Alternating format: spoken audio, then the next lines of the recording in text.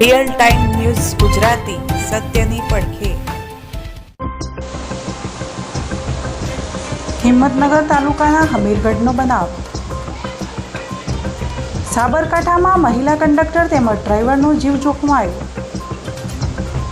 હમીરગઢ ગરનાળામાં બસ ડૂબી. રેલવે અંડરપાસમાંથી બસ પસાર કરવા જતાં બસ ડૂબી ગઈ. સરકારી બસ ડૂબતા ડ્રાઈવર કંડક્ટર જીવ બચાવવા બસની ઉપર ચડી ગયા. આખી બસ પાણીમાં ગરકાવ થઈ.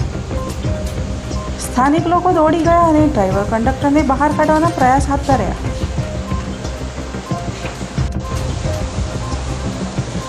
હિંમતનગર તાલુકાના હમીરગઢનો બનાવ.